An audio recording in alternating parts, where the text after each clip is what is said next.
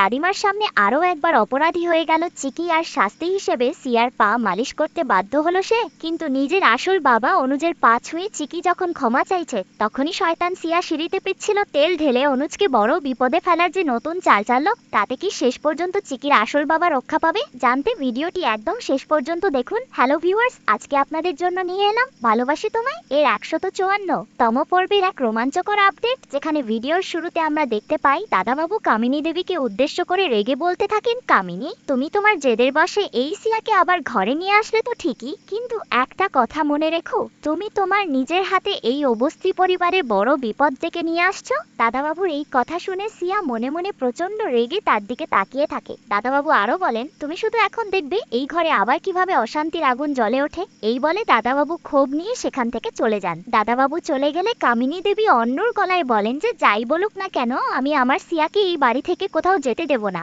দাদিমার মুখে এই কথা শুনে সিয়ার মুখে কুটিল হাসি ফুটে ওঠে। অন্যদিকে রাম আর চিকি এক পলকে তাদের দিকে তাকিয়ে থাকে। দাদিমা সিয়ার হাত ধরে সবার সামনে ঘোষণা দেয়, সিয়ার জায়গা আমি এই ঘরে কাউকে নিতে দেব না। এই বলে সিয়াকে নিয়ে দাদিমা ওপরের ঘরে চলে যায়। দৃশ্যপট পরিবর্তন হলে আমরা দেখতে পাই মাধবী সিয়াকে আড়ালে পেয়ে অবাক হয়ে বলতে থাকে, সিয়া একই করলি তুই? মাত্র একটা রাতের ভেতরেই তুই পুরো পরিস্থিতি বদলে দিলি, মানতেই হবে তুই সব পারিস রে সিয়া। সিয়া তখন তার ছেলের হাসি হেসে বলে, আন্টি তুমি তো আমার মাত্র এইটুকু রূপ দেখেছো, আসল রূপ দেখা তো এখনো বাকি, তুমি শুধু দেখতে থাকো এই অনাথ চিকিকে আমি কিভাবে ঘাড় ধাক্কা দিয়ে এই বাড়ি থেকে বের করি। ঠিক তখনই সেখানে চিকি এসে হাজির হয়। সিয়ার কথাটি শুনতে পেয়ে চিকি গম্ভীর গলায় বলে, ভুল বললি তুই সিয়া, তোকে যে জেলের ভাত খাওয়ালাম তাও তোর শান্তি মিলল না। চিকি সিয়ার একদম মুখোমুখি গিয়ে দাঁড়িয়ে বলে, সিয়া শুনে রাখ, তোর বিরুদ্ধে যে কেসটা ছিল সেটা কিন্তু আমি পুরোপুরি ক্লোজ করাইনি, দরকার পড়লে তোকে আবার জেলের খাঁচায় ঢোকাতে আমার বিন্দুমাত্র সময় লাগবে না। চিকি যখনই মাধবীকে এই অন্যায়ের বিরুদ্ধে কিছু একটা বলতে যাবে,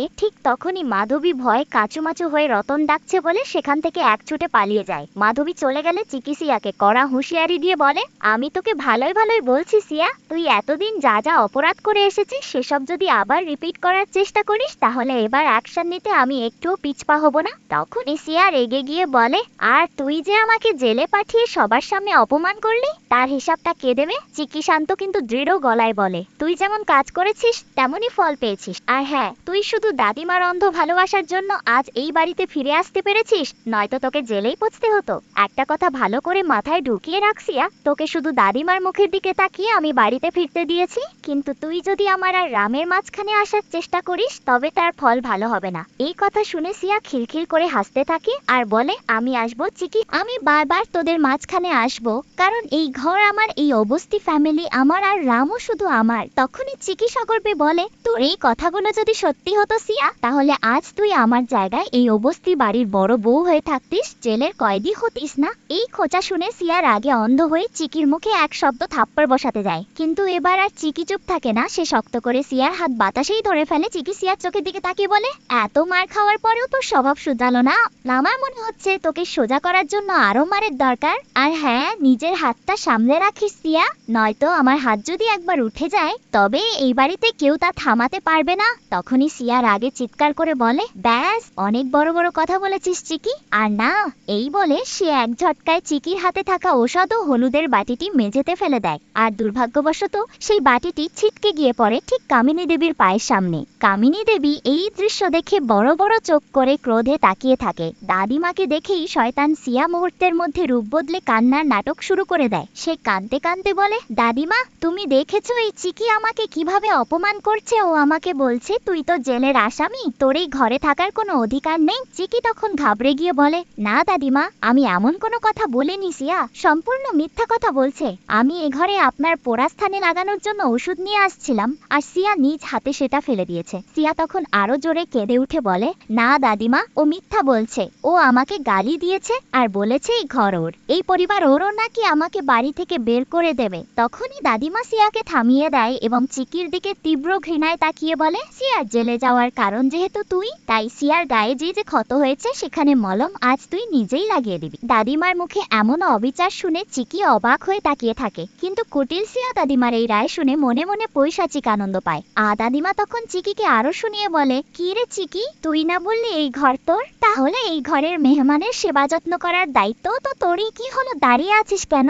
যা সিয়ার সেবা কর। নিরুপায় চিকি দাদিমার এই অন্যায্য আদেশে রাজি হতে বাধ্য হয়। সেই সিয়ার সামনে বসে সিয়ার পা মালিশ করতে শুরু করে, আর শয়তান সিয়া পরম আরামে সোফায় হেলান দিয়ে বসে থাকে। দাদিমা তখন সিয়াকে বলে, সিয়া মা, এই চিকি যদি তোকে কোনো রকম হয়রানি করার চেষ্টা করে, তুই জাস্ট আমাকে একবার ডাক দিবি। এই বলে দাদিমা সেখান থেকে চলে যায়। চিকি যখন সিয়ার পা টিপে দিচ্ছিল, ঠিক তখনই সিয়ার ফোনে অনুজের কল আসে, যে কিনা সিয়ার নকল বাবা কিন্তু চিকির আসল জন্মদাতা বাবা। অনুজ ওপাশ থেকে ব্যাকুল হয়ে বলে, মা সিয়া, তুমি কেমন আছো? আমি তোমাকে দেখতে অবস্থি বাড়িতে আসছি। সিয়া তখন চিকিকে শুনিয়ে বলে, বাবা আমি ভালো আছি, তুই আমার ফেভারিট খাবারটা সাথে করে নিয়ে এসো। এই বলে সে ফোন রেখে দেয়। তখনই চিকি মন খারাপ করে বলে, কিরে সিয়া, তুই আঙ্কেলকে কেন এত হয়রানি করছিস? সিয়া তখন অহংকার করে বলে, আমার বাবাকে আমি হয়রানি করব নাকি মাথায় তুলে রাখবো, সেই অধিকার শুধু আমার আছে, তুই বলার কি? আর তুই কেমন করে জানবি বাবার মর্ম কি? কারণ তুই তো একটা অনাথ, তোর তো কোনো বাবা মা নেই। সিয়ার মুখে এই কথা শুনে চিকির চোখে জল চলে আসে। যে মেয়ে নিজের আসল বাবাকে সামনে পেয়েও বাবা বলে পরিচয় দিতে পারছে না, তার বুকের ভেতরটা ভেঙে চুরমার হয়ে যায়। সিয়া তখন আরো বিষিয়ে উঠে বলে, হ্যাঁ, তোর তো একটা বুড়ো পালিত বাবা রয়েছে, কে জানে সে আবার কবে মরে যায়। নিজের পালিত বাবার নামে এই অভিশাপ শুনে চিকি রেগে গিয়ে সিয়াকে ধমক দেয়, কিন্তু সিয়া তর্জনী উঁচিয়ে বলে, এই একদম বেশি চিল্লাইবি না, বলে দিলাম। এই বাড়িতে অনাথ হয়ে এসেছিস, অনাথের মতোই চুপচাপ পড়ে থাকবি, বেশি বাড়াবাড়ি করলে ঘাট ধাক্কা দিয়ে এই বাড়ি থেকে বের করে দেব।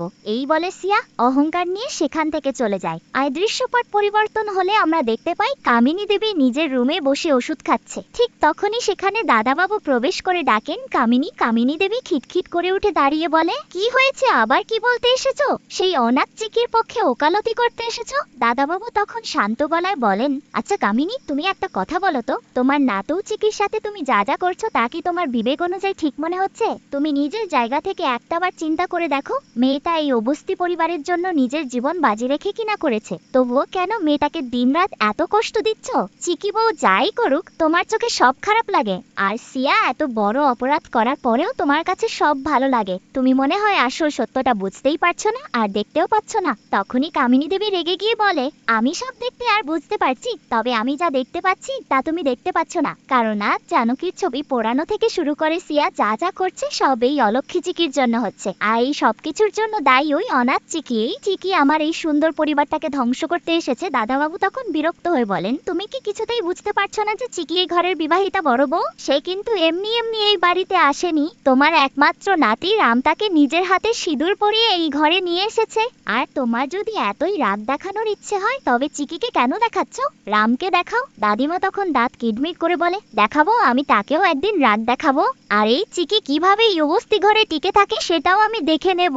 দাদাবাবু তখন দীর্ঘশ্বাস ফেলে বলেন, আসলে একটা কথা কি কামিনী, আমি যখন এই চিকিকে দেখি আমার কেন জানি জানকীর কথা মনে পড়ে, কিন্তু এই সিয়াকে দেখলে আমার একবারের জন্য মনে হয় না যে সে জানকীর রক্তের সন্তান। এই বলে দাদাবাবু কামিনীকে সতর্ক হওয়ার কথা বলে সেখান থেকে চলে যান। দৃশ্যপট পরিবর্তন হলে আমরা দেখি দাদাবাবু নিচে নামতেই সিয়ার বাবা অনুজ অবস্থি বাড়িতে প্রবেশ করে। দাদাবাবু অনুজকে দেখে হাসি মুখে এগিয়ে যান। অনুজ তখন হাত জোর করে দাদাবাবুকে প্রণাম করে। ঠিক তখনই বাড়ির সবাই সেখানে এসে হাজির হয়। এদিকে চিকি যখনই তার আসল বাবা অনুজের কাছে এগিয়ে যেতে চায়, তখনই অনুজের দেওয়া সেই পুরনো নিষ্ঠুর কথাগুলো আর অভিশাপের কথা মনে পড়ে, তার পা থমকে যায়। অনুজ তখন কামিনী দেবীকে জিজ্ঞেস করে, আমার সিয়া কোথায়? আমি কি ওর সাথে দেখা করতে উপরে যাব? দাদিমা তখন হেসে বলে, এ কি বলছো অনুজ, তোমার নিজের মেয়ের সাথে তুমি দেখা করবে, এতে কার পারমিশন নেওয়ার কি আছে? যাও, সিয়া উপরে নিজের রুমেই আছে। অনুজ যখন সিয়ার সাথে দেখা করার জন্য সিঁড়ি দিয়ে উপরে উঠতে যাবে, ঠিক তখনই ওপর থেকে শয়তান সিয়া এক ভয়ঙ্কর বুদ্ধি খাটায়। সে অনুজকে বড়সড় বিপদে ফেলার জন্য সিঁড়ির ওপর পিচ্ছিল জাতীয় তেল ঢেলে দেয়, যেন অনুজ সিঁড়ি দিয়ে ওঠার সময় পা পিছলে নিচে পড়ে গিয়ে গুরুতর চোট পায়।